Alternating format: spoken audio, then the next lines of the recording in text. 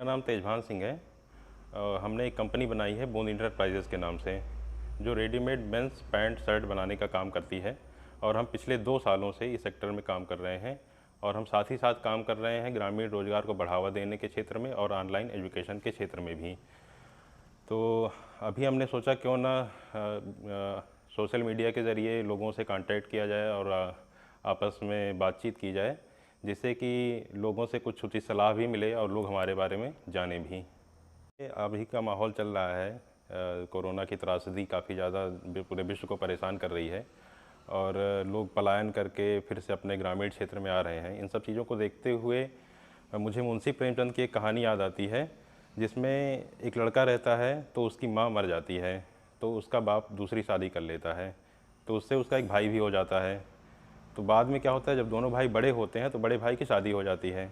शादी होने के बाद गांव वाले उसका कान भरने में लग जाते हैं बड़े भाई का, कि तो गांव वाले बड़े बेटे का कान भरने में लग जाते हैं कि तुम्हें अपनी प्रॉपर्टी ले लेनी चाहिए, अपना हिस्सा ले लेना चाहिए, तुम्हारी सौतेली माँ तुम्हारे साथ सौतेला व्यवहार करती है, ये सब कुछ। तो उसके भी बात समझ में आ जाती है, तो वो ज़िद पे आ जाता है एकदम से अपनी प्रॉपर्टी, अपना हिस्सा लेने के चक्कर में। तो धीरे धीरे माँ को भी समझ में आ जाता है, तो उसने भी पूरी पूरी प्रॉपर्टी 2 हिस्सों में बांट करके उसकी प्रॉपर्टी उसके हवाले कर दी। तो हुआ ये कि बड़े बेटे के जो ससुराल था उसमें सुविधाएं कुछ ज़्यादा थी, जैसे कि वहाँ पे बड़े बड़े बैल थे, खेती बाड़ी थी। तो उसके माइंड में आया कि अभी हम इसको यहाँ से बेच करके अपने ससुराल चले जाते हैं। तो अपना पूरा प्रॉपर्टी बेच के ससुराल चला जाता है अपनी बीवी के साथ। तो वहाँ पे कुछ दिन तो उसकी खूब खातिरदारी होती है। उसके बाद धीरे धीरे क्या होता है कि वो वहाँ के काम में हाथ बटाने लगता है। हाथ बटाते बटाते धीरे धीरे घर की पूरी जिम्मेदारी उसी के सिर पे आ जाती है। अब वो बहुत ज़्यादा काम करने लग जाता है।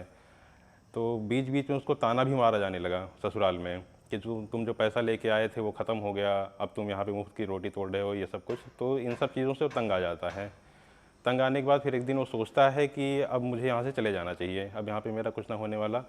तो अपनी बीवी से भी बात करता है कि अब हम लोग यहाँ से चले जाएँ, तो अब चलो चलते हैं। तो उसकी बीवी भी मना कर देती है, कहाँ जाओगे, क्या खिलाओगे, क्या पिलाओगे हमें, तुम्हारे पास कुछ है भी नहीं।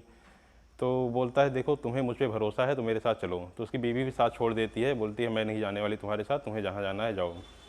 तो वो क्या करता है, फिर वहाँ से उठता है। तो कहाँ जाएगा, अपने गांव की तरफ ही मुड़ता है। तो गांव की याद आती है।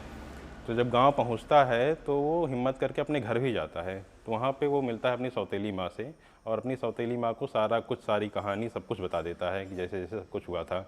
तो उसकी माँ सारा कुछ सुनने के बाद बोलती है कि तुम नाहक ही गांव वालों की बहकावे में आ गए थे, ये सब कुछ आज भी तुम्हारा उतना ही है जितना पहले था, और तुम घर में बड़े भी हो तो अपनी जिम्मेदारी संभालो, और तुम घर के मुखिया हो और इसको अपने तरीके से चलाओ। ये सुनकर के उस लड़के की आंखों में आते ही अपने गांव देश को सौतेला मानकर लोग अपने गांव देश को सौतेला समझकर लोग शहर की सुख सुविधाओं, शहर की चमक की ओर भागे, और उसके बाद वहाँ पे जाकर के नौकरियाँ की।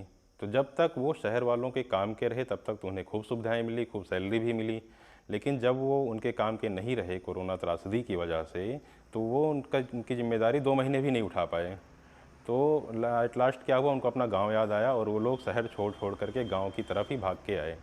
तो अभी हमारा मेन मोटो ये है कि हम कुछ ऐसे प्रोजेक्ट्स के बारे में आपको बताएं जिसमें ग्रामीण क्षेत्र में संभावनाएं जो भी हैं वो ग्रामीण क्षेत्र की संभावनाएं निहित हों उसमें। तो हम आपको रेगुलरली ऐसे वीडियोस के बारे में बताएंगे, ऐसे प्रोजेक्ट्स के बारे में बताएंगे, जिस पर वीडियो सेशन करेंगे जिसमें ग्रामीण क्षेत्र की संभावनाएं निहित हों, और लोग अपनी रोजी रोटी गांव में रहते हुए किस तरीके से कमा सकते हैं, किस तरीके से चला सकते हैं, उसके बारे में हम आपको डेली बताएंगे। धन्यवाद।